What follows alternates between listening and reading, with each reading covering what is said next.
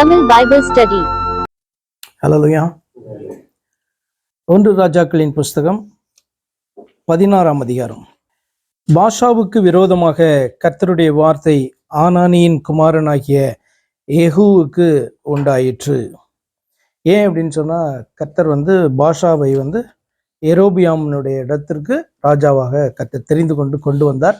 ஆனால் அவனும் கர்த்தருக்கு விரோதமாக செயல்பட்ட பொழுது இப்போ கர்த்தருடைய வார்த்தை பாஷாவுக்கு விரோதமாக எழும்பி வருகிறது. ஏகு என்ற தீர்க்கதரிசியை பயன்படுத்துகிறார்.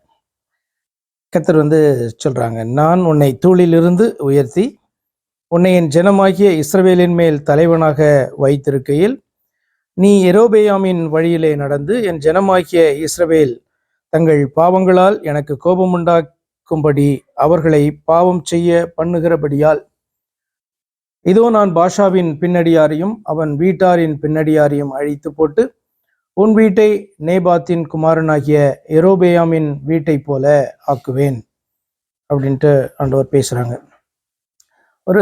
தொடர்ந்து ஒரு பேட்டர்னை நீங்கள் இதில் பார்த்துட்டு வர முடியும். நியாயாதிபதியின் புஸ்தகத்தில் ஒரு பேட்டர்னை நம்ம பார்த்ததை போல ஜனங்கள் கர்த்தருக்கு விரோதமாக தேசம் பாவம் செய்து அவர்கள் தேவனாலே சிட்சிக்கப்படுகிறார்கள். மற்ற தேசங்களுடைய கைகளில் ஆண்டவர் அவர்களை ஒப்பு கொடுக்கறதை பார்க்குறோம். அப்புறம் மனம் திரும்பி கர்த்தரை நோக்கி கூப்பிடும் பொழுது கர்த்தர் அவர்களுக்கு ஒரு விடுதலையை அவர் கட்டளையிடுகிறதை பார்க்கிறோம். இந்த பேட்டர்ன் அப்படியே தொடர்கிறதே நீங்கள் நியாயாதிபதி புஸ்தகத்தில் பார்ப்பீங்க.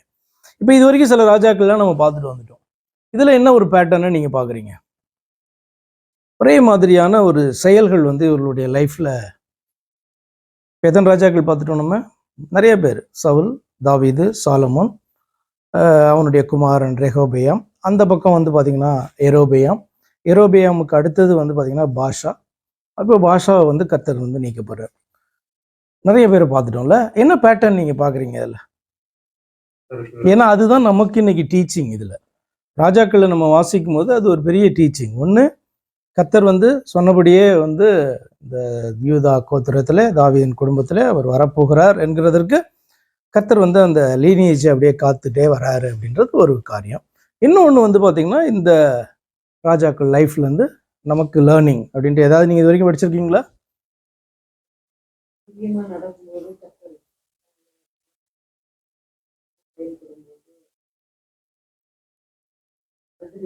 இது நார்மலான காரியம். ஆனால் ஸ்பெஷலாக ராஜாக்களுடைய லைஃப்பில் நீங்கள் பார்க்கும்போது ஒன்றுமில்லாத நிலையில் இருந்தவர்களை கர்த்தர் என்ன பண்ணாங்க, உயர்த்தினதை நீங்கள் பார்ப்பீங்க. அது சவுலாக இருக்கட்டும், தாவீதாக இருக்கட்டும், யாராக இருந்தாலும் சரி, ஒன்றுமில்லாத நிலையில் இருந்ததான அவர்களை கர்த்தர் உயர்த்தி தன்னுடைய ஜனத்தின் மேலே அதிபதிகளாக ஆண்டவர் வைத்தார்.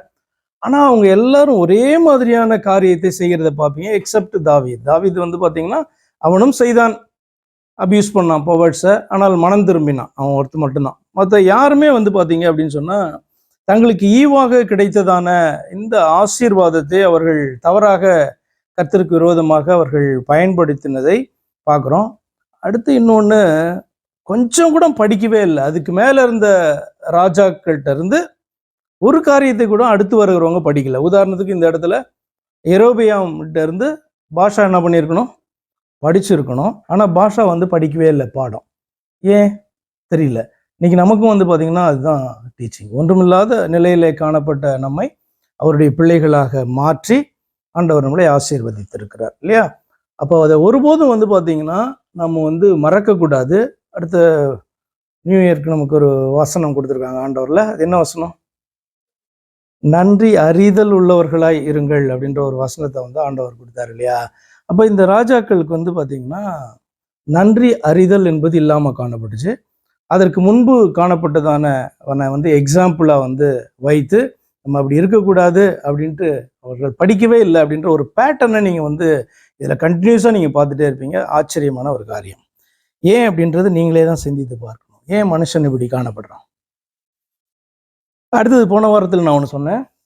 இவர்களிடத்துல கர்த்தர் பார்த்தீங்கன்னா அவர்களை ஏற்படுத்தி அவர்களுக்கு பார்த்தீங்கன்னா வார்த்தைகளை கொடுத்திருந்தார். அவர்கள் அதுலேருந்து தவறின போது அவர்களை அழிக்கிறதுக்கு முன்பாக கர்த்தர் ரொம்ப கிளியராக ஏன் அவர்களை அழிக்கிறேன் அப்படின்ற காரியத்தை பார்த்தீங்கன்னா அவர் சொன்னதை நீங்கள் பார்க்குறீங்கல்ல. எல்லார்கிட்டையும் அதை சொல்லி காமிப்பார்ல. சவுலிட்டத்துலேயும் ஆண்டவர் என்ன பண்ணியிருப்பார், சொல்லியிருப்பார். கழுதைக்கு பின்பாக போய் கொண்டிருந்ததானே அவனை கொண்டு அதிபதியாய் மாற்றினார். தாவீதுட்ட கூட ஆண்டவர் சொல்லி காண்பிப்பார். என்ன, ஆடுகளை மேய்த்து கொண்டிருந்த உடனே நான் இவனமாய் உயர்த்தி நான் கொண்டு வந்தேன் அப்படின்னு சொன்னார். அதே மாதிரி எரேபியாம்கிட்ட ஆண்டவர் வந்து அவனை அழிக்கிறதுக்கு முன்னாடி என்ன பண்ணுவாங்க, அவன்கிட்ட பேசுனாங்க. இப்போ பாஷாட்ட பேசுகிறாங்க. பாருங்கள் இந்த 2வது வசனத்தை, நான் உன்னை தூளிலிருந்து உயர்த்தி உன்னை என் ஜனமாகிய இஸ்ரவேலின் மேல் தலைவனாக வைத்திருக்கையில் நீ எரோபெயாமின் வழியிலே நடந்து, எக்ஸாக்டா எரோபெயாம் இடத்துக்கு தான் இவனை கொண்டு வராங்க. அப்போ எரோபெயாமை போல இவன் என்ன பண்ணக்கூடாது, இருக்கக்கூடாது. ஆனால் அப்படியே எரோபெயாமுடைய வழியில இவன் நடக்கிறான். என் ஜனமாகிய இஸ்ரவேல் தங்கள் பாவங்களால் எனக்கு கோபம் உண்டாக்கினபடியால் அவர்களை பாவம் செய்ய பண்ணுகிறபடியால், இஸ்ரவேலை பாவம் செய்ய பண்ணுகிறவனாய்க்கான. அப்போ என்ன ஆண்டவர் வந்து இந்த பாஷா கிட்ட ஆண்டவர் எதிர்பார்க்கிற காரியம் என்ன? எரோபெயாம் இடத்துக்கு கொண்டு வந்தாங்கன்னா என்ன எதிர்பார்த்திருப்பாங்க? தன்னுடைய ஜனத்தை இவன் திருப்ப வேண்டும் இல்லையா, கர்த்தரை நோக்கி திருப்ப வேண்டும். எரோபியாம் வேற பக்கம் திருப்பிட்டான், இவன் கர்த்தரை நோக்கி திருப்பணும்னு கர்த்தரை எதிர்பார்க்குறாங்க. ஆனால் இவன் என்ன பண்ணுறான், எரோபியாமை போலவே இவன் வந்து நடக்கிறான். கர்த்தர் அதை சுட்டி காண்பித்து சொல்கிறாங்க, எரோபியாமுடைய வழியில் நீ நடந்த அப்படின்ட்டு. அதனால 3வது வசனம், இதோ நான் பாஷாவின் பின்னடியாரையும் அவன் வீட்டாரின் பின்னடியாரையும் அழித்து போட்டு உன் வீட்டை நேபாத்தின் குமாரனாகிய எரோபியாவின் வீட்டை போல ஆக்குவேன். பாஷாவின் சந்ததியிலே பட்டணத்தில் சாகிறவனை நாய்கள் தின்னும், வெளியிலே சாகிறவனை ஆகாயத்து பறவைகள் தின்னும் என்றார். பாஷாவின் மற்ற வர்த்தமானங்களும் அவன் செய்ததும் அவனுடைய வல்லமையும் இஸ்ரவேலின் ராஜாக்களின் நாளாகம புஸ்தகத்தில் அல்லவோ எழுதியிருக்கிறது. உங்களுக்கு ஒருவேளை இது ரொம்ப கடினமான பனிஷ்மெண்ட் அப்படின்ட்டு உங்களுக்கு தோணுதா? இல்லை இதுலேருந்து என்ன நம்ம லேர்ன் பண்ணுறோம்? இது எதை குறிக்கிறது? அவன் செய்ததான அந்த பாவத்துக்கு கர்த்தர் வந்து பார்த்தீங்கன்னா அவனுடைய சந்ததி பின்னடியார் யாருமே இருக்கக்கூடாது அப்படின்ட்டு அழிப்பேன் அப்படின்றாங்க. அப்போ இது ரொம்ப கடினமான பனிஷ்மெண்ட்டாக காணப்படுதா? ஏன் இவர்கள் வந்து மனம் திரும்புறதுக்கான வாய்ப்பை வந்து கர்த்தர் கொடுக்கலையா? எப்படி நினைக்கிறீங்க நீங்க?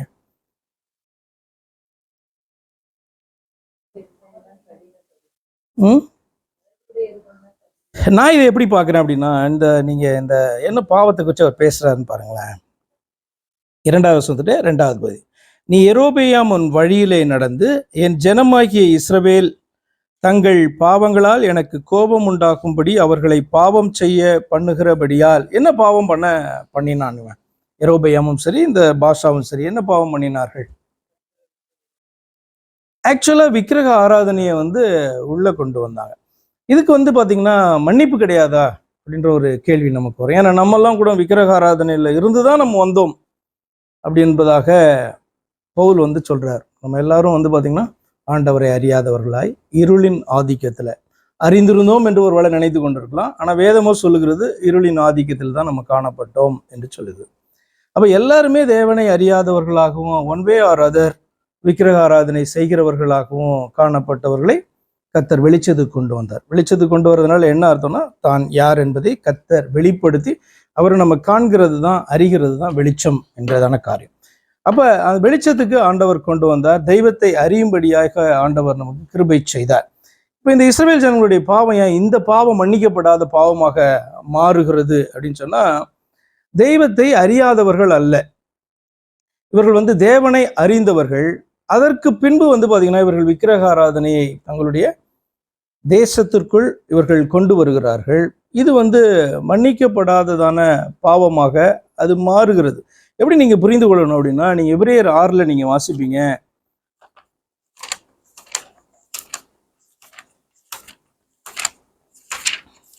இப்ப நம்மெல்லாம் பாவம் செய்யலையா? கிறிஸ்தவர்கள் பாவம் செய்யலாம். கிறிஸ்தவர் அநேக விதமான பாவங்களை வந்து பண்ணாலும் அவர்கள் மனம் திரும்பி உண்மையா மனம் திரும்பினாங்கன்னா இரக்கத்தை பெற முடியும். ஆனால் விக்கிரக ஆராதனை என்கிறதான பாவத்தை துணிகரமாய் நம்ம தெய்வத்தை கர்த்தரை தெய்வமாய் கொண்ட பின்பு விக்கிரக ஆராதனைக்குள்ள நம்ம போவோம் என்று சொன்னால் அந்த பாவம் வந்து மன்னிக்கப்பட முடியாது. ஏன் அப்படின்னா நம்ம ஆண்டவரை மறுதளிச்சுட்டு நம்ம போறோம் என்று சொல்லி அர்த்தம். அது நீங்க எபிரேயர் 6 நீங்க வாசிக்கும் போது தான் உங்களுக்கு அது புரியும். எந்த கேட்டகரிக்குள்ள வரும் அப்படின்னா, மன்னிக்கப்படாததான அந்த பாவம் என்கிற கேட்டகரிக்குள்ளார அது வரும்.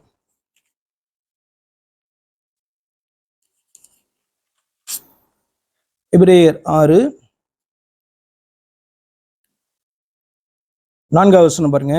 ஏனெனில் ஒரு தரம் பிரகாசிப்பிக்கப்பட்டும் பரம ஈவை ருசி பார்த்தும் பரிசுத்தாவியை பெற்றும் தேவனுடைய நல்வார்த்தையையும் இனிவரும் உலகத்தின் பலன்களையும் ருசி பார்த்தும் மறுதலித்து போனவர்கள் தேவனுடைய குமாரனை தாங்களே மறுபடியும் சிலுவையில் அறைந்து அவமானப்படுத்துகிறபடியால் மனம் திரும்புவதற்கு ஏதுவாக ஏதுவாய் அவர்களை மறுபடியும் புதுப்பிக்கிறது கூடாத காரியம், கிறிஸ்தவர்களுக்கு சொல்லப்பட்ட காரியம். இயேசுவானவர் யார் என்று அறிந்து ரட்சிக்கப்பட்டு அதற்கு பின்பு இவர்கள் அவரை மறுதலித்து விட்டு போவார்கள் என்று சொன்னால் அவர்கள் திரும்பவும் மனம் திரும்பி அவரை திரும்பவும் இயேசு கிறிஸ்துவை ஏற்றுக்கொள்றது இது நடக்காத காரியம். ஏன்னா ரட்சிப்பு அப்படின்றது எப்படின்னா மிக தெளிவாக ஃபுல் கான்சியஸ்ல இயேசு கிறிஸ்துவை ஏற்றுக்கொண்டு சத்தியத்தை ஏற்றுக்கொண்டு வருகிறதுக்கு பேர் தான் ரட்சிப்பு. அதற்கு பின்பு பார்த்தீங்க அப்படின்னா மறுதலிக்கிறது அப்படின்னா ஃபுல் கான்சியஸ்ல அவரை மறுதலித்து அவரை அவர் ஒருவரே தெய்வம் என்று ஏற்றுக்கொள்வது ரட்சிப்பு. அவர் ஒருவர் மட்டுமே தெய்வம் அல்ல என்று வேற எதையாவது உள்ள கொண்டு வருவோம் என்று சொன்னால் அது இயேசு கிறிஸ்துவை மறுதலிக்கிற காரியமாக மாறுகிறது. இது கிறிஸ்தவர்களுக்கு எழுதப்பட்ட காரியம். இப்போ நீங்க இதையே பழைய ஏற்பாட்டு காலத்துல நீங்க பார்ப்பீங்கன்னா இவர்களுக்கு ஒரே தெய்வம் இந்த இஸ்ரவேலுக்கு காணப்பட்டாங்க. சுற்றி இருக்கிற தேசங்கள்ல எங்கேயும் அப்படி கிடையாது. இவர்களுக்கு ஒரு தேவன், அந்த தேவன் மெய்யான தேவன். அப்ப அவரை தெய்வமாய் கொண்டிருக்கிற இந்த ஜனம் இப்ப அவரை விட்டு வழிவிலகி போகும்படியாக ஒரு தலைவனால் நடத்தப்படுகிறார்கள். ஆண்டவரோ என்ன பண்றாரு, அந்த தலைவனையும் அவனுடைய பின் சந்ததியாரையும் அழிக்கும்படியாக இன்னொருவனை எழுப்புகிறார். இப்ப இவனுக்கு நல்லா தெரியும் ஏன் யெரொபெயாம் அழிக்கப்பட்டான், ஏன் யெரொபெயானுடைய குடும்பம் அழிக்கப்பட்டது, அதுக்கும் என்ன பயன்படுத்தினார் அப்படின்னு பாஷாவுக்கு தெரியும். அப்ப பாஷா திரும்பவும் பாத்தீங்கன்னா யெரொபெயாமுடைய அதே பாவத்தை பாஷா செய்வானால் யெரொபெயாமுடைய பாவத்தை செய்கிறபடினால பாஷா என்ன பண்ண முடியாது, தப்பவே முடியாது. இது எதை குறிக்கிறது அப்படின்னா இது ஆக்கினை தீர்ப்பை குறிக்கிறது. ஏன் இவனுக்கு ஒரு சான்ஸ் கொடுக்கலாம் அப்படின்னா இவனை புதுப்பிக்கிறது கூடாத காரியம். மெய்யான தெய்வத்தை அறிந்து அவரை மறுதலிக்கிறவனை நீங்கள் திரும்பவும் புதுப்பிக்கிறது, திரும்பவும் இயேசு கிறிஸ்துவை ஏற்றுக்கொள்ளுகிறது என்பது கூடாத காரியம். புரியுதா? ஏன் அப்படின்னா நல்லா தெரிந்தா என்ன பண்றான், அவன் அவரை தள்ளுகிறான் என்று புதிய ஏற்பாட்டில் வாசிக்கிறோம்.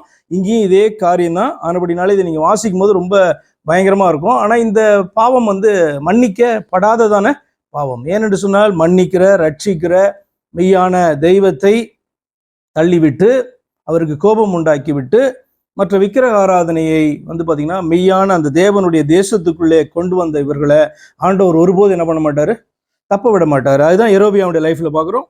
அதுதான் பாத்தீங்க அப்படின்னு சொன்னா இந்த பாஷாவுடைய லைஃப்லையும் பாக்குறோம். அதை ஆண்டவர் சுட்டி காண்பித்து பேசுகிறார். 5வது வசனம், பாஷாவின் மற்ற வர்த்தமானங்களும் அவன் செய்ததும் அவனுடைய வல்லமையும் இஸ்ரவேல் ராஜாக்களின் 4ஆம் புஸ்தகத்தில் அல்லவோ எழுதியிருக்கிறது. நீங்க வேணா அதை ரெஃபர் பண்ணி பைபிள் ஸ்டடிக்கு அதை கொண்டு இவனுடைய போர்ஷன் எங்க இருக்கு 4ஆகமத்துலன்னு எடுத்து வாசித்துக்கலாம். மேபி மோர் இன்ஃபர்மேஷன் அதில் இருக்கலாம். பாஷா தன் பிதாக்களோட நித்திரை அடைந்து திர்சாவில் அடக்கம் பண்ணப்பட்டான். திர்சாவில் அடக்கம் பண்ணப்பட்டானா என்னன்னா திர்சா தான் அவர்களுடைய கேபிட்டலாக காணப்பட்டுச்சு. இஸ்ரவேல் தேசத்துல கீழே காணப்பட்டது பெத்தேல். பெத்தேலுக்கு மேலே பார்த்தீங்கன்னா அதுக்கு கொஞ்சம் மேலே, ஆல்மோஸ்ட் இது பார்த்தீங்கன்னா கொஞ்சம் நடுவில் அப்படின்னு சொல்லலாம், அதற்கு கொஞ்சம் கீழே வரும். அப்படி உடதான ஒரு சிட்டி தான் திர்சா. அதுக்கப்புறம் நீங்கள் அதிகமாக சமாரியா வந்ததுக்கப்புறம் இது அதிகமாக நீங்கள் கேள்விப்பட மாட்டீங்க. ஏன்னா சமாரியா தான் அவர்களுடைய கேபிட்டலாக அதற்கு பின்பு வந்தது. சரி, இப்போ பார்த்தீங்கன்னா இவர்களுடைய அந்த கேபிட்டல் சிட்டி இஸ்ரவேல் தேசத்துக்கு திர்சாவாய் காணப்பட்டது. அப்ப திர்சாவிலே அவன் அடக்கம் பண்ண மாட்டான். அவன் குமாரனாகிய ஏலா அவன் ஸ்தானத்தில் ராஜாவானான்.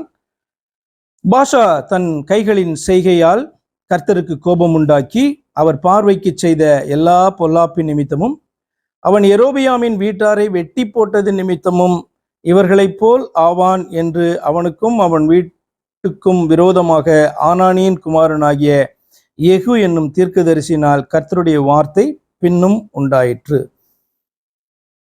யூதாவின் ராஜாவாகிய ஆசாவின் 26ஆம் வருஷத்திலே பாஷாவின் குமாரனாகிய ஏலா இஸ்ரவேலின் மேல் திர்சாவிலே ராஜாவாகி, நீங்க யூதாவுக்கு பார்ப்பீங்க எருசலேமில் ராஜாவாகி அப்படி பார்ப்பீங்கல்ல, கேபிட்டல் சிட்டி. இவங்களுக்கு திர்சா தான் இது வரைக்கும் கேபிட்டல். திர்சாவில் இஸ்ரவேலின் மேல் ராஜாவாகி 2 வருஷம் அரசானார். 7வது வசனம் கொஞ்சம் வாசிப்போம் திரும்பவும். அது எப்படின்னு பாருங்க. பாஷா தன் கைகளின் செய்கையால் கர்த்தருக்கு கோபம் உண்டாக்கி அப்படின்னா இங்க ஸ்பெசிபிக்கா விக்கிரக ஆராதனையை குறிக்குது. அவர் பார்வைக்கு செய்த எல்லா பொல்லாப்பு நிமித்தமும், அது மட்டும் இல்லாம மற்ற எல்லா பொல்லாப்புகளும் நிமித்தமும் கமா அவன் யெரொபெயாமின் வீட்டாரை வெட்டி போட்டது நிமித்தமும். யெரொபெயாமின் வீட்டாரை வெட்டி போட்டதுக்கு இவனை ஆண்டவர் தண்டிக்கிறாரா? என்ன அர்த்தம்? ஏன் அப்படி சொல்லப்பட்டிருக்கு? அதற்கு கோபம் உண்டாக்கின காரியம் மற்ற எல்லா பொல்லாப்புகள் அதோட பிளஸ் எரோபியாமின் வீட்டாரை வெட்டி போட்டது நிமித்தமும் இவர்களைப் போல் ஆவான் என்று அவனுக்கும் அவன் வீட்டாருக்கும் விரோதமாக ஏகு தீர்க்கதரிசினால் உண்டான வார்த்தை. என்னுடைய கேள்வி என்னன்னா, இந்த வார்த்தையினுடைய இந்த பகுதியினுடைய அர்த்தம் என்ன? அவன் எரோபியாமின் வீட்டாரை வெட்டி போட்டது நிமித்தம். எரோபியாமின் வீட்டாரை வெட்டி போட்டதுக்காக ஆண்டவர் இவனை அதுக்கும் தண்டிக்கிறாரா? அது என்ன அர்த்தம்? எப்படி புரிந்து கொள்றது? அதுதான் எக்ஸாக்ட்லி என்ன அப்படின்னா, என்ன காரணத்துக்காக எரோபியாமினுடைய வீட்டாரை கர்த்தர் பாஷாவை கொண்டு தண்டித்தாரோ அழித்தாரோ அதே காரியத்தை என்ன பண்றோம், பாஷாவும் வந்து பாத்தீங்க அப்படின்னா செய்கிறது நிமித்தமாக அப்படின்னு சொல்லி அர்த்தம். சரி, எப்படின்னா ஈஸியா புரிந்து கொள்ற மாதிரினா, நம்ம செய்யக்கூடாது, இதை செய்யக்கூடாது அப்படின்னு நம்ம மற்றவர்களுக்கு சொல்லிவிட்டு அட்வைஸ் பண்ணிட்டு அதே காரியத்தை நம்ம செய்தோம்னா அதே தண்டனை வந்து பாத்தீங்கன்னா, என்ன தண்டனை ஆண்டவர் உனக்கு கொடுப்பார் இது நீ செய்தா அப்படின்னு சொல்றோம் பாத்தீங்களா, அந்த தண்டனைக்கு வந்து பாத்தீங்கன்னா நாம உரித்தாகுகிறோம் அப்படின்றது புரியுதா உங்களுக்கு? அப்படி டீச்சிங் இருக்கா பைபிள்ல? இருக்கா அப்படி? ஆமா, நியூ டெஸ்டமென்ட் டீச்சிங் அது. என்ன அப்படின்னு சொன்னா, நம்ம மற்றவர்களை நீங்கள் குற்றவாளிகளாக தீர்க்காதிருங்கள் என்று சொல்லப்பட்டிருங்களா? அப்படி மீனிங் என்ன? நம்ம ஒரு குறிப்பிட்ட காரியத்தை சொல்லி இதன் நிமித்தமாய் நீ குற்றவாளி அப்படின்னு நம்ம ஒருத்தனை தீர்க்கிறோம்னு வச்சுக்கோங்களேன். எப்படி வசனத்தின் படிதான் இல்ல, அப்படி தீர்க்கிறோம். அதே காரியத்தை நாம் அதற்கு பின்பு செய்வோமானால் நம்ம என்னதான் பண்றோம், நீ கொடுத்த ஜட்ஜ்மெண்ட் படியே உனக்கு ஆக கடவுது, அப்படி ஆயிடுமா இல்லையா? அது நியூ டெஸ்டமென்ட் டீச்சிங் இல்ல. அதே தான் இங்கேயும். எரோபியாமின் வீட்டாரை கர்த்தர் என்ன பண்ணாங்க, இந்த பாஷாவை கொண்டு தண்டித்தாங்க. அப்ப பாஷா என்ன லெசன் படிச்சிருக்கணும்? எரோபியாமை போல நாம இருக்கக்கூடாது என்கிறதான ஒரு பாடத்தை இவன் படித்திருக்க வேண்டும். ஆனால் எரோபியாம் செய்ததான அதே பாவத்தை அவன் செய்கிறபடினாலே அப்படின்னு தான் அந்த வார்த்தையினுடைய அர்த்தம். உங்களுக்கு வேற ஏதாவது அது புரிந்தது என்றால் சொல்லுங்க. 8வது வசனம். யூதாவின் ராஜாவான ஆசாவின் 26ஆம் வருஷத்திலே பாஷாவின் குமாரனாகிய ஏலா இஸ்ரவேலின் மேல் திர்சாவில் ராஜாவாகி 2 வருஷம் அரசாண்டான். ரதங்களின் பாதி பங்குக்கு தலைவனாகிய சிம்ரி என்னும் அவன் ஊழியக்காரன் அவனுக்கு விரோதமாக கட்டுப்பாடு பண்ணினா என்ன? அவனுக்கு விரோதமாக ஒரு குரூப்பை சேர்த்துக்கிட்டு அப்படி இது பண்றான்னு அர்த்தமா? ரிபலியன் கட்டுப்பாடு பண்ணி அப்படின்னா ரிபலியன், அவனுக்கு விரோதமாக எழும்பினான் என்று அர்த்தம். ப்ரொட்டஸ்ட் பண்ற மாதிரி. ப்ரொட்டஸ்ட்னா ஜஸ்ட் ப்ரொட்டஸ்ட், நார்மல் ப்ரொட்டஸ்ட் கிடையாது. ரிபலியன் அப்சலோம் பண்ணால ஆட்களை கூட்டிக் கொண்டு சதி செய்து எல்லாமே ஓகே. கட்டுப்பாடு பண்ணி அவன் திர்சாவிலே அவ்விடத்து அரண்மனை உக்கிரானக்காரனாகிய அர்சாவின் வீட்டிலே குடித்து வெறி கொண்டிருக்கையில் சிம்ரி உள்ளே புகுந்து, நீங்க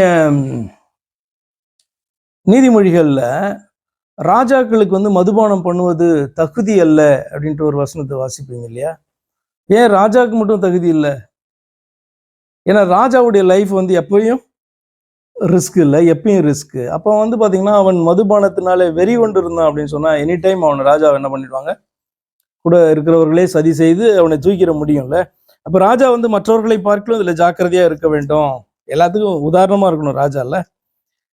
அப்ப இவன் வந்து குடித்து வெறி கொண்டிருக்கையில் சிம்ரி உள்ளே புகுந்து யூதாவின் ராஜாவாகிய ஆசாவின் 27ஆம் வருஷத்தில், அது ஆசான்னா யூதாவின் ராஜா, அது அவனுடைய 27ஆம் வருஷத்துல இங்க இஸ்ரவேல்ல ஒரு காரியம் நடக்குது.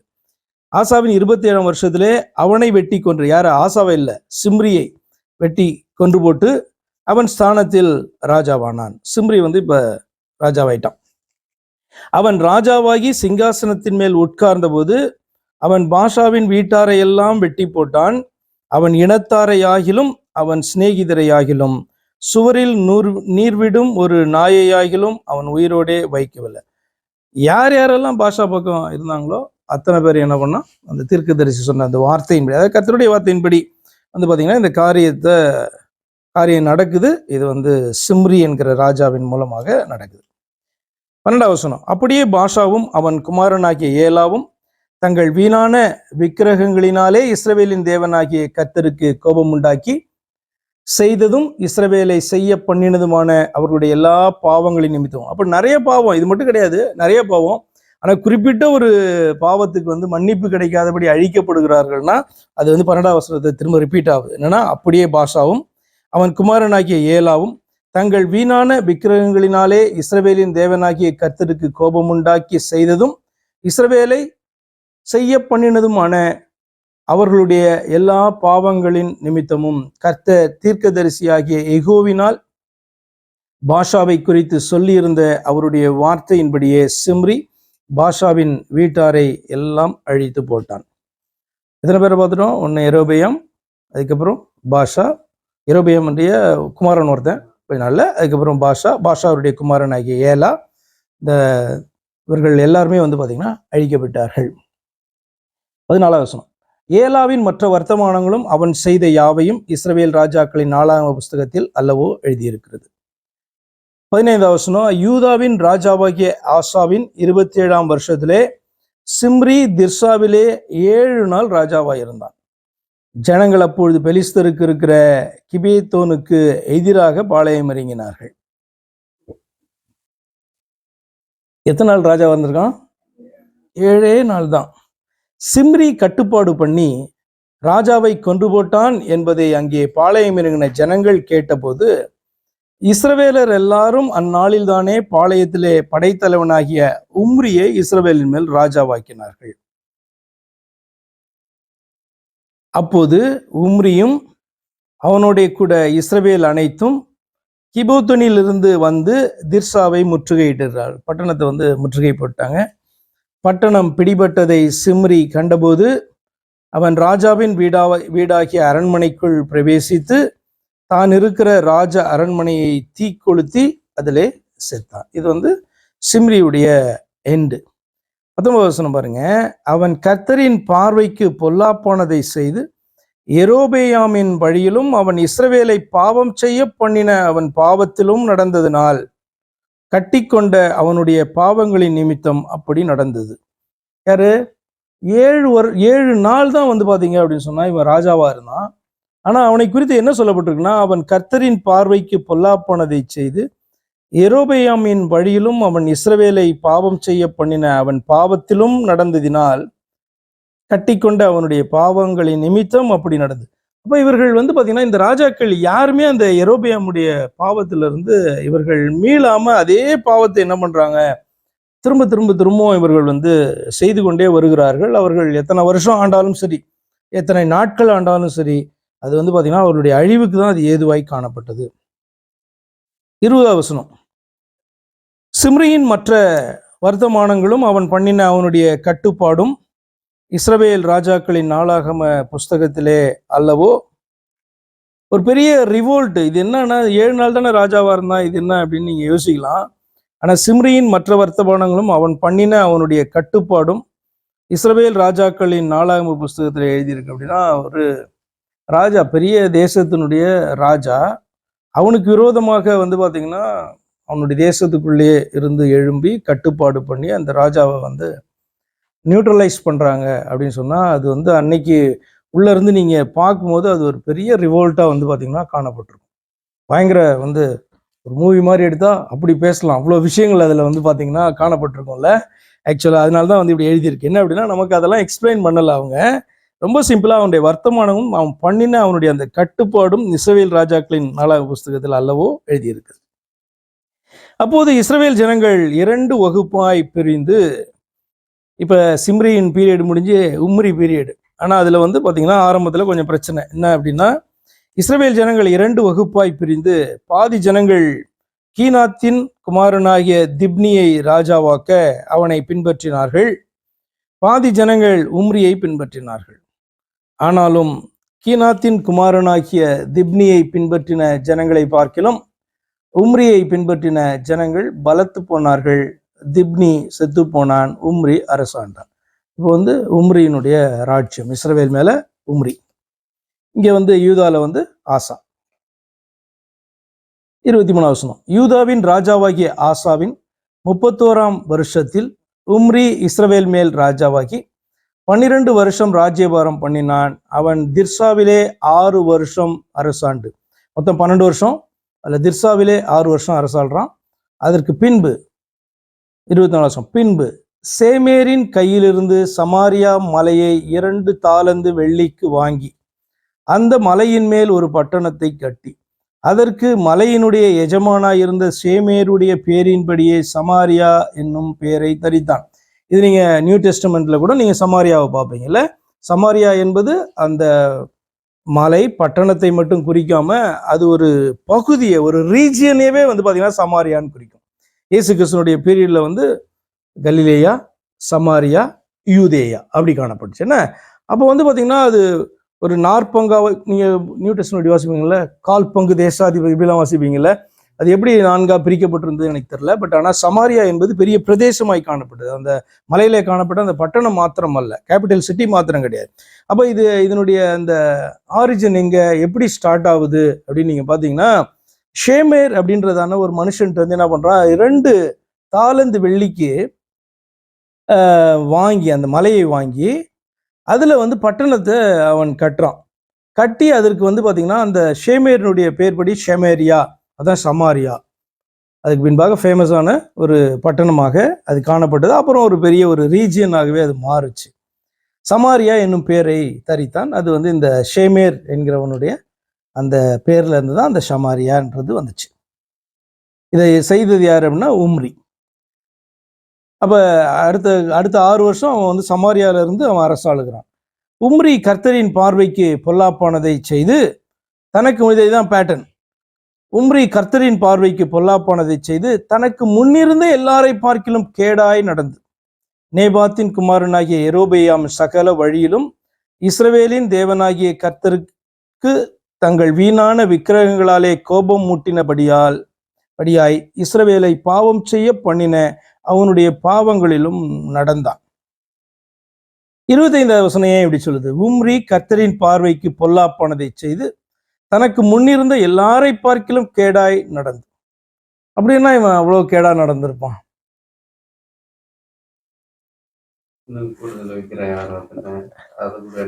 இல்ல, ஆக்சுவலா நான் இதை எப்படி பாக்குறேன்னா அப்படி இல்லை, இவன் பயங்கரமான விக்கிரக ஆராதனை பண்ணான் அப்படின்னு நான் பார்க்கல. என்ன அப்படின்னா, விக்கிரக ஆராதனைய துவங்கினது பார்த்தீங்க அப்படின்னு சொன்னால் சாலமோன் உள்ள கொண்டு வந்தான் அப்படின்னா கூட யெரொபெயாம் தான் அதுக்கு முக்கியமான ஒரு காரணம் அப்படின்னு நம்ம பார்க்குறோம். அப்போ யெரொபெயாம் கொண்டு வந்த பின்பு கர்த்தர் வந்து பார்த்தீங்கன்னா யெரொபெயாமுக்கு பின்பு யெரொபெயாமுடைய பையனுக்கு ஒரு சான்ஸ் 2 இயர்ஸ் தான் நினைக்கிறான். அதுக்கப்புறம் பாஷாக்கு ஒரு சான்ஸ். இப்போ இவர்களெல்லாம் அந்த விக்கிரக ஆராதனையிலேருந்து ஜனங்களை திருப்பி இருக்க வேண்டும். அப்போ என்ன ஆகுது, பாவத்தின் மேலே பாவம் வந்து கூடிக்கொண்டே வருகிறது. அப்போ யெரொபெயாம் பாவத்தை விட அவனுடைய குமாரனுடைய பாவம் பெருசா இருக்கு. அதை விட பாஷாவினுடைய பாவம் பெருசா இருக்கு. பாஷாவினுடைய பாவத்தை விட ஏலாமுடைய பாவம் பெருசா இருக்கு. அப்ப அவனுடைய பாவத்தை விட சிம்ரியை விட உம்ரி. ஏன் அப்படின்னா அந்த விக்கிரக ஆராதனை இவர்கள் யாருமே தேசத்தை வந்து என்ன பண்ணல, எடுக்கல. அப்ப அது கண்டினியூ ஆகிட்டே வரும்போது அடுத்த ஜென்ரேஷன் வரும்போது அந்த பாவங்களோட இவர்களுடைய பாவங்களும் அப்படியே கூடுது. பயங்கரம்ல. இப்ப இப்போ நமக்கெல்லாம் வந்து பார்த்தீங்க அப்படின்னு சொன்னால் நிறைய நம்ம ஆண்டவரை வந்து ஏற்றுக்கொண்டு நம்முடைய பாவங்கள் மன்னிக்கப்படுவதற்கு முன்பாக நிச்சயமாக சொல்கிறேன், நம்முடைய தாய் தகப்பனுடைய பாவத்தோட நம்முடைய பாவம் அதிகமாக தான் இருந்திருக்கும். ஏன்னா அதெல்லாம் சுமந்து கொண்டு தான் வருகிறோம். அப்போ ரட்சிக்கப்படாத ஒரு மனுஷனுடைய நிலைமையை பார்த்தீங்க அப்படின்னு சொன்னால் விக்கிரகாராதனையிலே வாழ்ந்து கொண்டு இருக்கிறான் அல்லது தெய்வத்தை ஏற்காத நிலையில் இருக்கான்னா அவனுடைய பாவத்தின் மேலே பாவம் கூடிக்கொண்டே தான் போகும். எப்படி வந்து பார்த்தீங்கன்னா நல்ல காரியமும் அப்படியே கூட்டிகிட்டே போகும்போது அறிவு வந்து பார்த்தீங்கன்னா அப்படியே கூடிக்கொண்டே தானே போகும். இப்போ முன்னாடி இருந்ததோட அடுத்த ஜென்ரேஷன் காரியம். இப்போ ஃபஸ்ட்டு விளையாண்டு இருக்கிறதான கிரிக்கெட்டர்ஸ்க்கு சில ஷார்ட்ஸ் தான் தெரியும். அப்புறம் தோனி வந்து புதுசாக வந்து பார்த்தீங்கன்னா அந்த ராக்கெட் அப்படின்னு ஒரு ஷார்ட் கண்டுபிடிக்கிறான். இப்போ என்ன அப்படின்னா ஏற்கனவே கிரிக்கெட் டெக்ஸ்ட் புக்கில் சில ஷார்ட்ஸ் எல்லாம் இருக்கும். டெக்ஸ்ட் புக்லேயே இல்லாத ஷார்ட்ஸ் ஒருத்தன் கண்டுபிடிச்சான்னா அதுவும் வந்து இன்க்ளூட் ஆகுது, திரும்ப டெக்ஸ்ட்ல இன்க்ளூட் ஆகுது. நான் சொல்றது புரியுதா? அதே போல நம்முடைய நாலேஜ் என்பது நம்ம அக்யூர் பண்ணோம்னு வச்சுக்கோங்களேன். போன ஜென்ரேஷன் முன்பு காணப்பட்டவர்களுடைய நாலேஜ் நமக்கு காணப்பட்டதுன்னா இப்போ புதுசா நமக்கு நாலேஜ் வந்து எக்ஸ்ட்ரா டெவலப் தான் ஆகுமே ஒழிய குறையாது இல்லை. அது நமக்கு வந்திருந்ததுன்னா, இன்ட்ரெஸ்ட் இருந்ததுன்னா.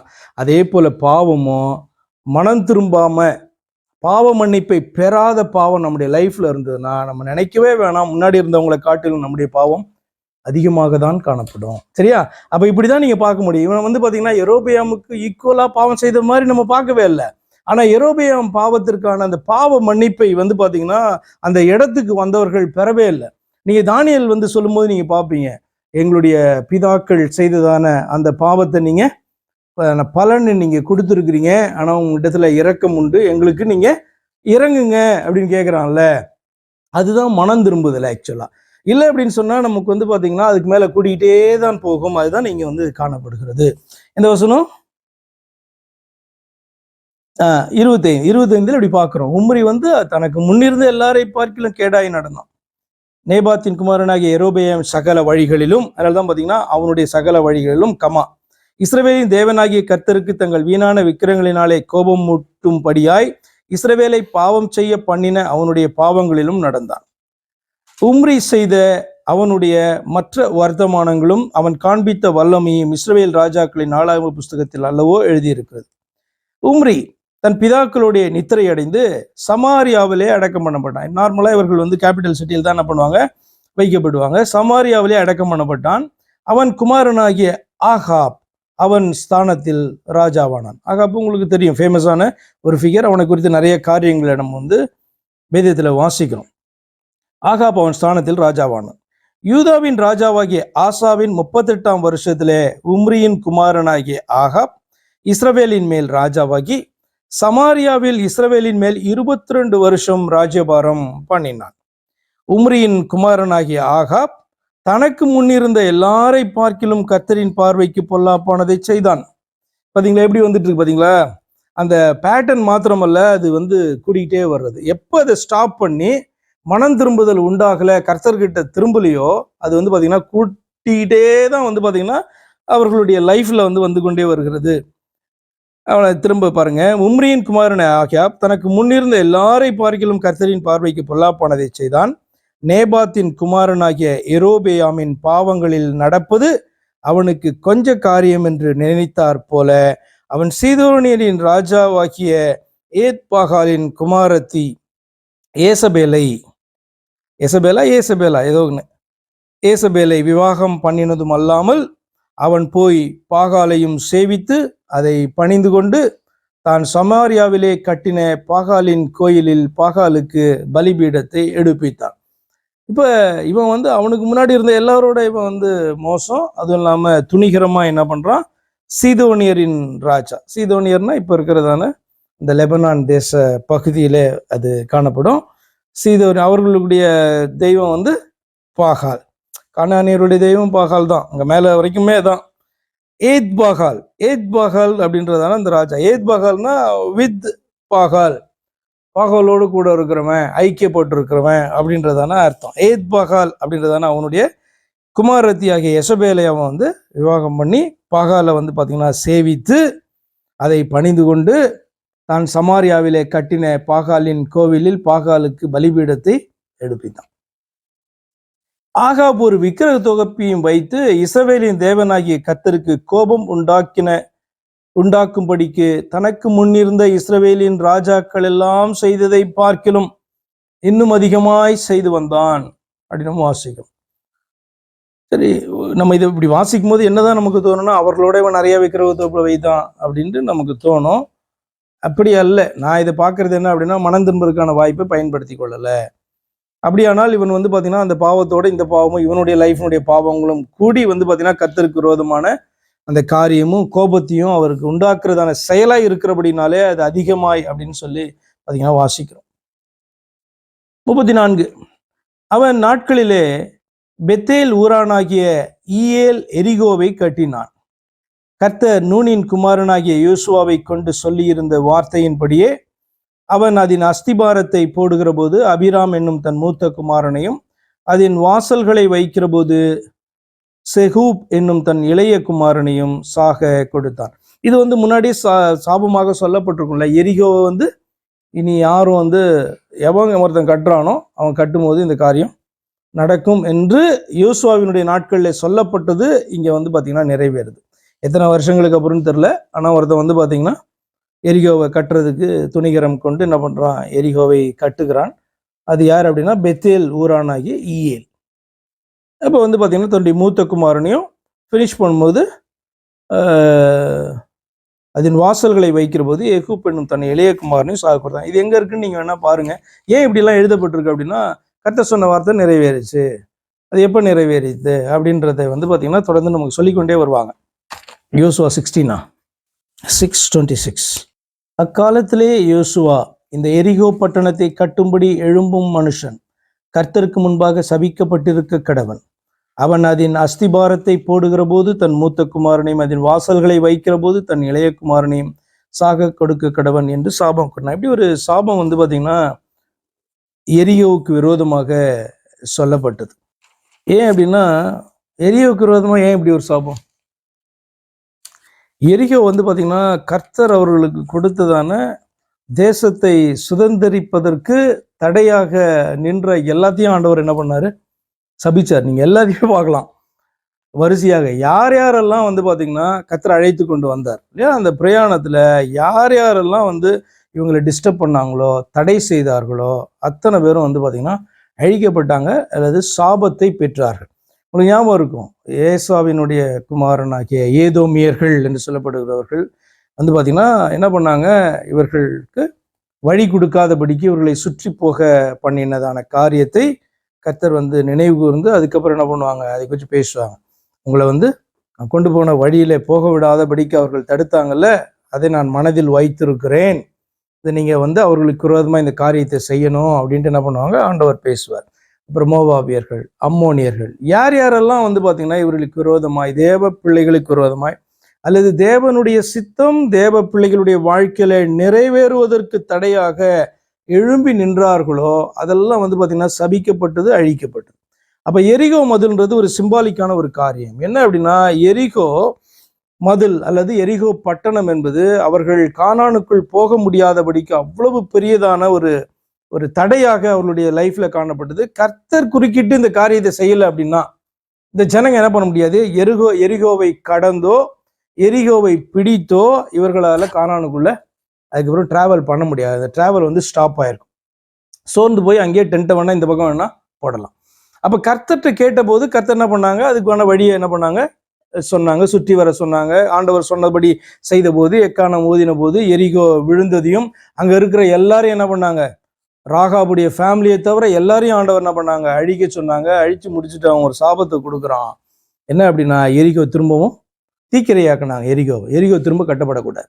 எரிகோவை கட்டுறவன் வந்து சபிக்கப்பட்டவனாக காணப்படுவான் என்று சொல்லி இப்படி ஒரு வாக்கை கொடுக்குறான். அந்த வார்த்தை வந்து இந்த நாட்களில வந்து நிறைவேறுகிறது என்று சொல்லி 1 ராஜாக்கள் 16ஆம் அதிகாரம் கடைசி வசனத்துல நம்ம வாசிக்கிறோம். ஏன் இதை எழுதுறவங்க இப்படி அழகா இதை கோட் பண்ணி இதை வந்து எழுதுறாங்க? ரொம்ப சிம்பிள் ரீசன் தான். ஏன் இதை வந்து பார்த்தீங்க அப்படின்னா, இப்போ எல்லாருக்கும் வந்து யோசுவாவின் புஸ்தகம் அந்த நாட்களிலே காணப்பட்டு இருக்க வேண்டும். அவர்களுக்கு தெரியும் எரிகோவை எப்படி ஆண்டவர் வந்து இஸ்ரவேல் ஜனங்களுடைய கையில விழ பண்ணினார், அதை கிராஸ் பண்ணி எப்படி வந்து தேசத்தை அவர்கள் பிடித்தார்கள் என்கிறதான அந்த வரலாறு வந்து இவர்களுக்கு தெரியும். ரொம்ப நிறைய ஜெனரேஷன்லாம் போயிருக்காது இல்லையா, சில நூற்றாண்டுகள் தான் பிடித்தது. அந்த காரியமெல்லாம் அவர்களுக்கு தெரியும். அப்படியும் வந்து பார்த்தீங்கன்னா கர்த்தருடைய வார்த்தைக்கு விரோதமாக ஒருத்தன் துணிகரம் கொண்டு எழும்பி என்ன பண்ணுறான், எரியோவை கட்டுறான். கேர்ஸ் வந்தாலும் பரவாயில்ல பார்த்துடலாம் அப்படின்ட்டு. இடதுசாரின்னா அப்படி தானே பண்ணுவாங்க, பார்த்துடலாம் அப்படின்னு என்ன பண்ணுவாங்க, செய்வாங்க இல்லையா. ஆனால் கர்த்தருடைய வார்த்தையை மீறி இடதுசாரியா இருப்பதை பார்க்கலாம் என்ன பண்ணலாம், வலதுசாரியாவே இருந்துடலாம். புரியுதா? மூட நம்பிக்கை அப்படின்னு நினைச்சா கூட அவனுக்கு புரியவே இல்லைனாலும் யோசுவா பேசுனது என்ன பண்ணியிருக்கலாம், கர்த்தர் பேசுனாங்க எதுக்கு அப்படின்னு என்ன பண்ணியிருக்கலாம், அமைதியா இருந்திருக்கலாம். அப்ப இவன் நம்ம துணிகிறேன் எப்படி இது நீங்க வந்து யோசித்து பார்த்தீங்கன்னா கொஞ்சம் நிறைய திங்க்லாம் பண்ணியிருப்பான்ல. அவன் கட்டும் போது நிறைய பேர் சொல்லியிருப்பான். ஏன்னா பெரிய ஐஸ்வர்யவானா இல்லாதபடிக்கு இதெல்லாம் கட்ட முடியாது, ஒரு பட்டணத்தை எடுத்தெல்லாம் கட்ட முடியாது. எரிகோ வந்து ரொம்ப ஃபேமஸான ஒரு பட்டணமாக எரிகோ வந்து காணப்பட்டது. விழுந்த பட்டணத்தை திரும்பவும் கட்ட வேண்டும் என்றால் வந்து பார்த்தீங்கன்னா ராஜாக்கள் செய்கிறதான காரியம் இல்லை. அப்போ அவ்வளோ பெரியதான ஒரு ஐஸ்வர்யவான், அவ்வளோ பலம் காணப்பட்டிருக்கணும், அவ்வளோ ஆட்கள் காணப்பட்டிருக்கும். நிறைய பேர் சொல்லியிருப்பாங்க, ஏன்டா இந்த வேலையை பண்ற. கர்த்தர் வந்து நமக்கு என்ன பண்ணாங்க, இந்த எரிகோவை அழித்து மேற்கொள்ள செய்து அதை நமக்கு முன்பாய் சாட்சியாய் வைத்திருக்கிறாங்க. எரிகோருடைய வீழ்ச்சி இஸ்ரவேல் ஜனங்களை கர்த்தர் எப்படி உள்ள கொண்டு வந்தார் என்பதற்கு சாட்சியாய் காணப்பட்டது. அப்போ இதை ஏன் நீ கட்டுற அப்படின்னு சொல்லியிருப்பாங்க. பார்த்துக்கலாம் அப்படின்ட்டு கட்டியிருக்கான். அப்போ அது நடந்தபோது இப்படியாக யோசுவாவால் சொல்லப்பட்ட அந்த காரியம் நிறைவேறினதை என்ன பண்ணுறாங்க, இது யார் எழுதுனான்னு தெரியாது, ஆனால் அவங்க என்ன பண்ணுறாங்க, ரெக்கார்ட் பண்ணுறாங்க. இன்னைக்கு அதை வாசிக்கும் நமக்கு என்ன தெரியுது, என்ன தெரியுதுன்னா எல்லா மைன்யூட் டீட்டெயிலும் கர்த்தர் சொன்னதான அந்த காரியம் அப்படியே நிறைவேறினதை நமக்கு என்ன பண்ணுறாங்க, இந்த வேதம் சுட்டி காண்பிக்குது. அல்லது இந்த இந்த இந்த இந்த பகுதியை எழுத வைத்ததான கர்த்தருடைய நோக்கமும் அதுதான். என்னன்னா, நான் சொன்னது அது கொஞ்சம் கூட பிசகாம நிறைவேறும், ஆனபடினாலே தைரியமாறு, சோர்ந்து போகாத, நம்பிக்கையோடு காத்துரு, சொன்னது நடக்கும். நன்மையான காரியத்தை நான் சொல்லியிருந்தாலும் நடக்கும், உனக்கு விரோதமான காரியத்தை சொல்லியிருந்தாலும் அந்த காரியம் நடக்கும். விரோதமாய் சொல்லியிருந்தா கர்த்தருடைய பாதத்தில் விழுவதுதான் ஒரே வழி. நமக்கு ஆசீர்வாதமான காரியத்தை வாக்காய் கொடுத்திருந்தாலும் தேவ சமூகத்தில் அமர்ந்திருந்து அதை பெற்றுக்கொள்வதற்காய் காத்திருப்பது தான் நமக்கு நியமிக்கப்பட்டதான காரியம். அதனால தான் பார்த்தீங்கன்னா அப்படி எழுதப்பட்டுச்சு. இதே தான் நீங்கள் நியூ டெஸ்ட்மெண்ட்டுக்குள்ளேயும் வாசிப்பீங்க. இப்படி நடந்தது, அங்கே எழுதப்பட்டது நிறைவேறும்படி இது நடந்தது அப்படின்ற காரியத்தை அவர்கள் எழுதுகிறவர்கள் என்ன பண்ணுவாங்க, சொல்லும் போது எப்பயுமே பார்த்தீங்கன்னா அவங்க ஸ்டோரிஸே சொல்ல மாட்டாங்க. இங்கே பார்த்தீங்க அப்படின்னு சொன்னால் பெத்லஹேமில் இந்த மாதிரி யூதா கோத்திரத்தில் மரியாள் என்கிற ஒரு கர்ப்பவதியாகி குமாரனை பெற்றாள். இவள் தான் மேபி மோஸ்ட்லி இவள் தான் ஏசாயால சொல்லப்பட்டதான இவளா இருக்கும் அப்படிலாம் எழுதலை. அங்கே சொல்லப்பட்ட காரியம் இங்கே நிறைவேறினது. அப்படின்னு என்ன பண்ணுறாங்க, பெத்லஹேம்ல தான் அவர் தோன்றுவார் அப்படின்ற காரியத்தையும், ஒரு கன்னி கர்ப்பவதி ஆவாள் என்பதான காரியத்தையும், ஈசாயின் அடிமரம் அப்படின்ற காரியத்தையும், தாவீதின் குமாரனாக அவர் காணப்படுவார் என்கிற காரியத்தையும், அங்கே சொல்லப்பட்ட காரியத்தை என்ன பண்ணுவாங்க, அவங்க குறிப்பிட்டு ஆனபடினால்தான் நான் இதை நம்புறேன், ஆனபடினால்தான் இதை எழுதுறேன் அப்படின்னு என்ன பண்ணாங்க, அவர்கள் எழுதினாங்க. அப்போ அது நிறைவேறும்படி இப்படி நடந்தது, இல்லை அங்கே சொன்னது இங்கே நிறைவேறினது பாரு அப்படின்ட்டு என்ன பண்ணாங்க, எழுதினாங்க. அப்புறம் நம்மளும் பேசும்போது இந்த ஆதாரத்தை கொண்டு தான் நம்மளும் பேச வேண்டும். வேதத்தில் இப்படி இருக்கு, ஆனபடினால் நான் நம்புகிறபடினால் நான் பேசுகிறேன். புரியுதா உங்களுக்கு? நம்ம ஏதோ பார்த்தீங்கன்னா ஏதோ காரியத்தை நம்ம நம்பக்கூடாது. வேதத்தில் இருக்கிறதை அறிந்து அதை நம்ப வேண்டும், நம்பினால் பேச வேண்டும். நமக்கு கிளியரா இல்லைன்னா என்ன பண்ணக்கூடாது, அதை தெரிந்த மாதிரி நம்ம என்ன பண்ணக்கூடாது, பேசக்கூடாது. ஏன்னா இப்போ ஆலோசனை குறித்து கூட நம்ம பார்த்தோம்.